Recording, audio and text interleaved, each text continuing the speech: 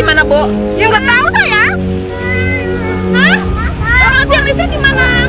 Allah, balik yuk, balik. Apa dimati dulu sih kayaknya semuanya ya? Ayo pulang dulu, pulang. Sini lah, tak, Daniel. Pulang. Iya. Lewat sini.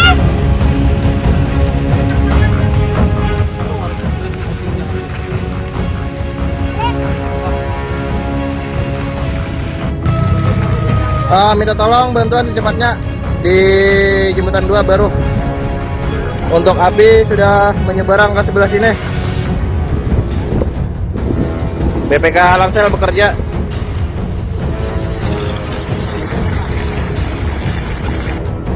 Lahan lah di Trikora lah. Saudara menyampai depan BPKS. Nah.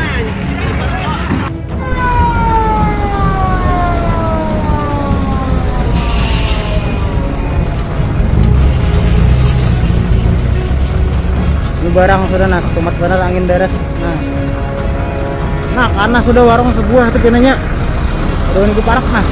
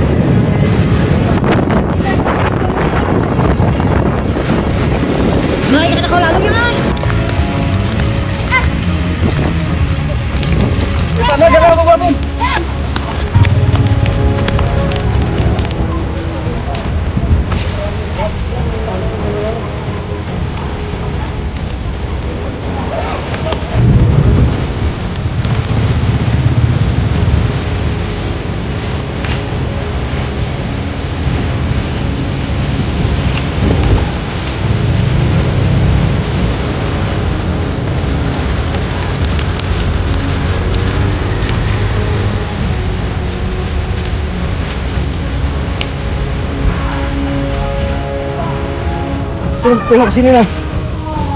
Tolong, ada kemana aja?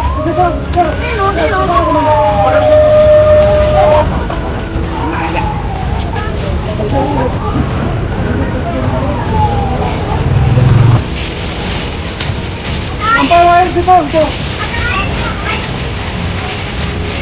Ayo, Kak. Ayo, bro.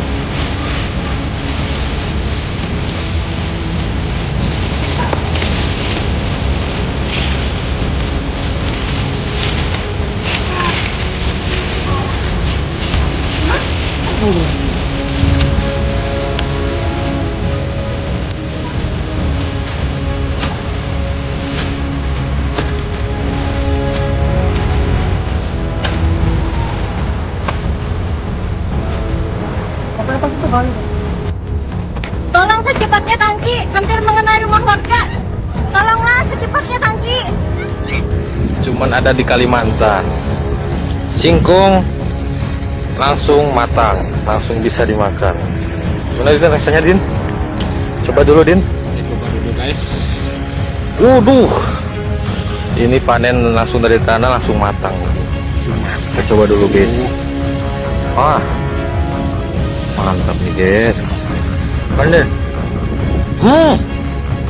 Emang mantap. Tidak ada di kota lain.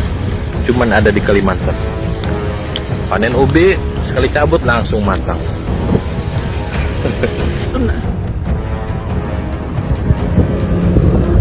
Kena dah.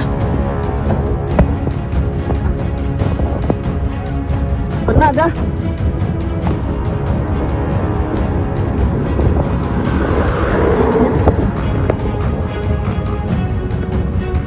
Wah.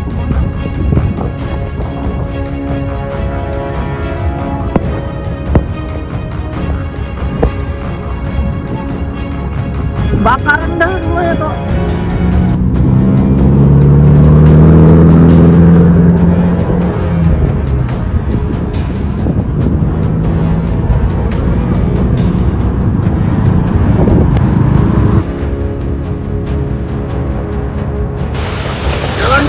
ke atas.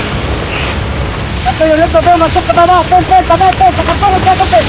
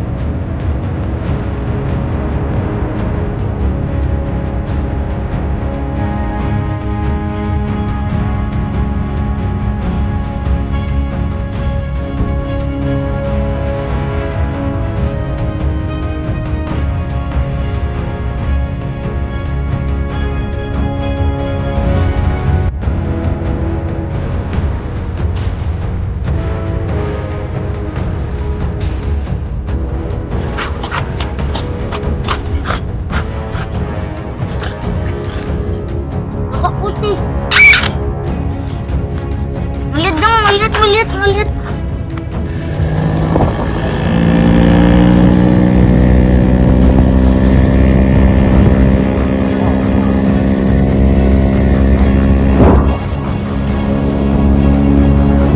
Hati-hati Bapak, hati-hati, jangan terlalu maksakan diri. Jangan maksakan diri Bapak, awas hati.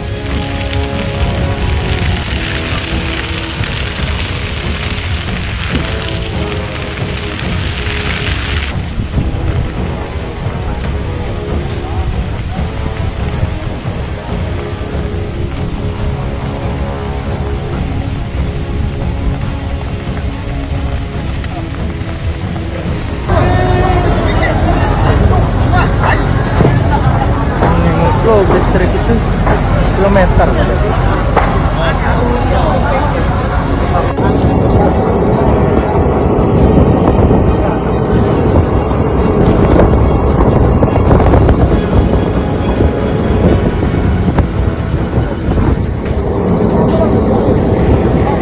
Dek.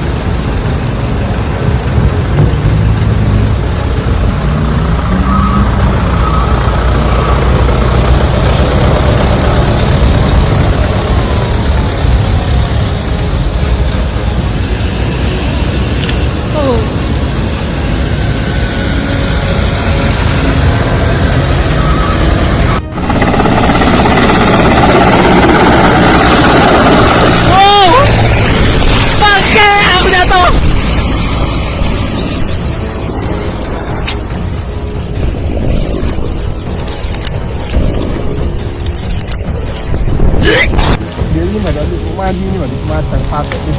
Dan umpan ni bang. Umpan ni. Ada. Umpan bawah tuak tu apa kata ni? Tahu.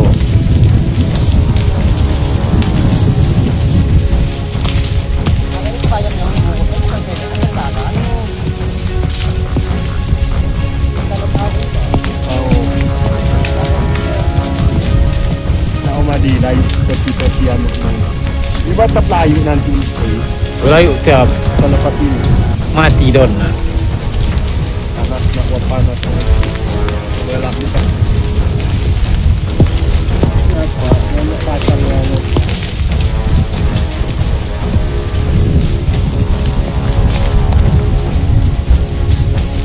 mengopok ni manual, sekarang manual karena terlalu jauh sudah dari sumber air.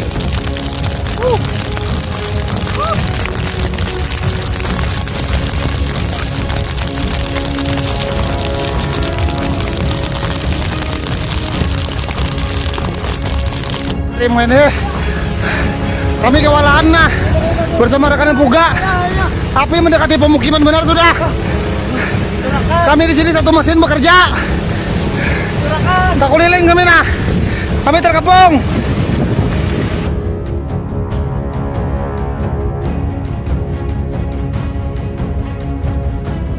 Tolong rekanan bertanah jangkit timur lagi nah.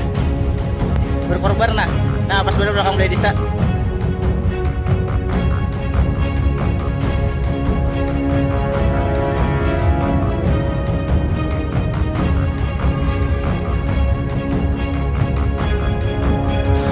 Tanggal 9 Agustus, sekarang sudah jam 10 malam. Api masih berkobar di Kampung Sempan, Kecamatan Damai, Kabupaten Kutai Barat, Provinsi Kalimantan Timur. Yang terbakar cukup luas. Dari drone tadi cukup besar, masih panjang sampai sana, masih ke sana. Oke, semangat untuk petugas dari BPBD, TNI Polri, dari Damkar. Terima kasih. Ini panjang udah berapa meter ini selangnya.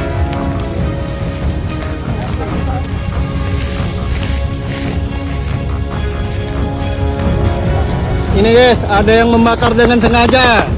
Lokasi Muara Ngelam, Kecamatan Muara Wis. Semoga yang membakar cepat ditangkap. Amin amin ya robbal alamin.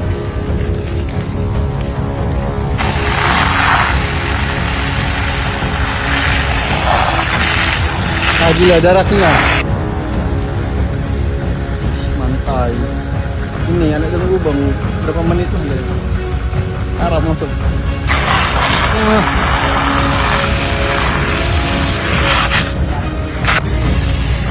Selangi.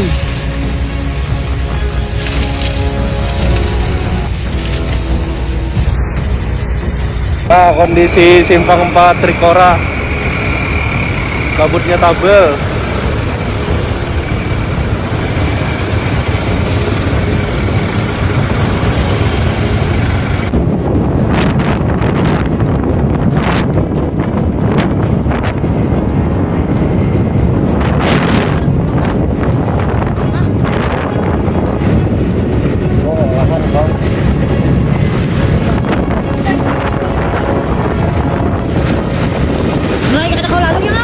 Oh maai, mutar nah. Kawanan yang mau ke Banjarmasin melalui yang Anggang Pengayuan. Jangan lewat sini dulu, Cepaka aja.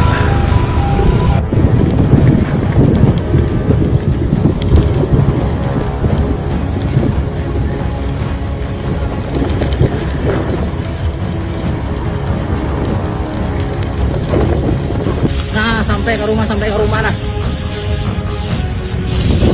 Sampai ke rumah.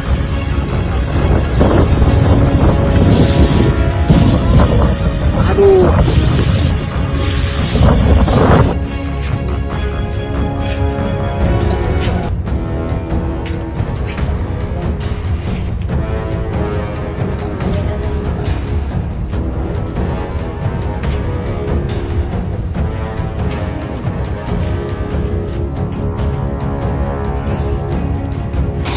Hati-hati mata, bara ke mata, hati-hati. Sambil jaga-jaga.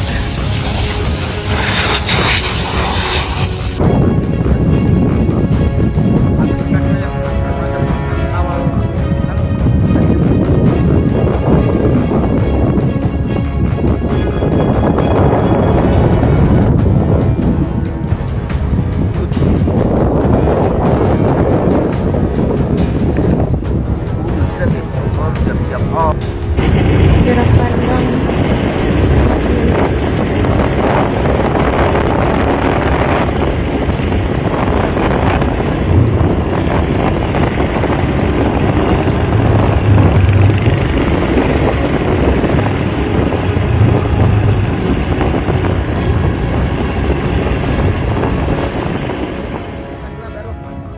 Memasuki akhir Agustus tahun 2026, sejumlah wilayah di Sumatera dan Kalimantan masih menghadapi ancaman kebakaran hutan dan lahan atau karhutla.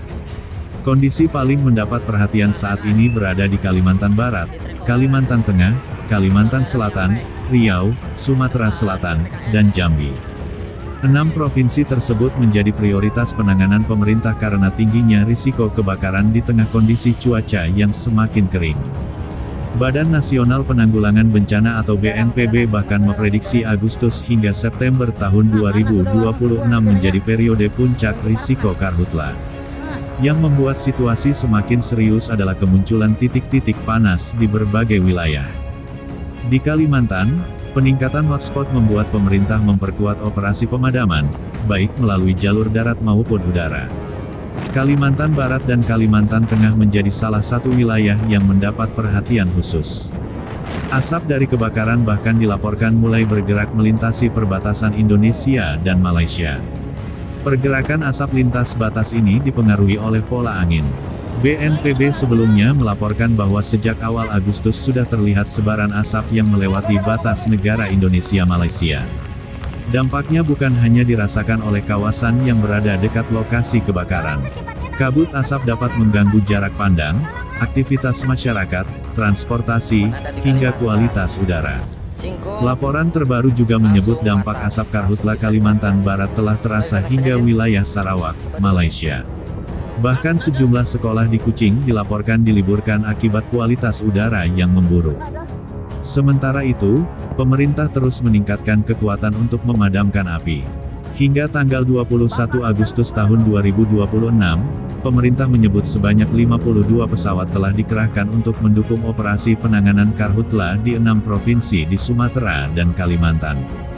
Pesawat-pesawat tersebut digunakan untuk mendukung berbagai operasi udara, termasuk pemadaman dan upaya penanganan kebakaran dari udara. Namun kondisi di lapangan tidak mudah. Kebakaran lahan, terutama pada kawasan yang kering dan sulit dijangkau, dapat terus menyebar apabila sumber api belum benar-benar padam. Api juga dapat menyebar melalui bagian bawah permukaan tanah pada kawasan tertentu, sehingga meskipun api di permukaan terlihat sudah mengecil, titik panas masih dapat muncul kembali. Karena itulah operasi darat tetap menjadi bagian penting dalam penanganan. Petugas harus masuk ke lokasi untuk mencari titik api, melakukan penyiraman, membuat sekat bakar, serta memastikan bara yang tersisa benar-benar padam. Pemerintah juga menghadapi tantangan cuaca. BMKG menjelaskan bahwa kondisi iklim yang kering, termasuk pengaruh fenomena El Nino, membuat sebagian wilayah Indonesia lebih mudah mengalami kebakaran.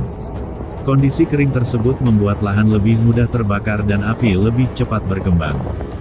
Dalam situasi seperti ini, satu titik api kecil saja bisa menjadi masalah besar apabila tidak segera ditangani.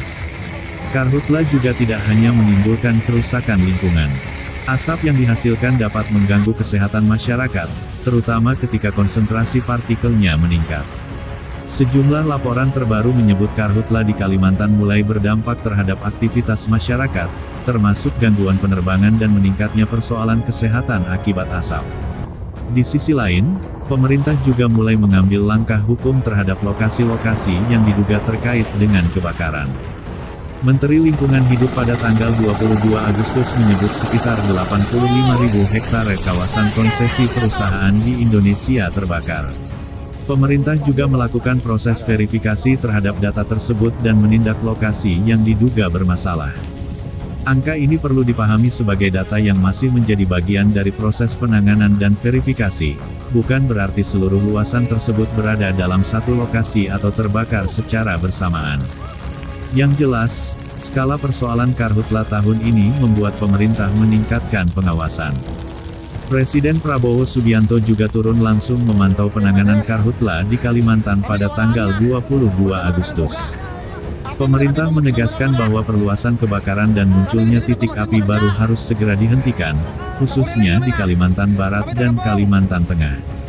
Saat ini perhatian terbesar adalah bagaimana mencegah api terus meluas memasuki periode akhir Agustus hingga September. Masyarakat juga diminta tidak melakukan pembakaran lahan secara sembarangan. Sebab dalam kondisi yang sangat kering, api yang awalnya kecil dapat dengan cepat berubah menjadi kebakaran yang sulit dikendalikan. Dan satu hal yang juga perlu diperhatikan adalah kondisi udara. Jika wilayah tempat tinggal mulai diselimuti asap pekat, masyarakat perlu mengikuti informasi kualitas udara dan imbauan dari pemerintah daerah. Gunakan masker yang sesuai ketika kualitas udara memburuk, kurangi aktivitas di luar ruangan jika asap semakin pekat, dan segera cari pertolongan apabila mengalami gangguan kesehatan serius. Jadi, perkembangan karhutla hari ini bukan hanya soal api yang membakar hutan dan lahan. Ini sudah menyangkut kualitas udara, kesehatan masyarakat, transportasi, lingkungan, bahkan dampaknya bisa melewati batas negara. Pemerintah kini mengerahkan kekuatan darat dan udara untuk mengendalikan titik-titik api. Namun pertarungan melawan karhutla masih panjang. Terutama karena Agustus hingga September diperkirakan menjadi periode risiko tinggi.